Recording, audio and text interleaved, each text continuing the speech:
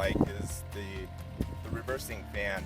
Our old machine, we were blowing the radiator out every day, and if we didn't pressure wash the radiator out every month, it was overheating. This thing here with the reversing fan, it's like it takes care of itself. You can blow air through there, but there's nothing in there. It kind of takes care of itself, and that much less that we have to deal with every day.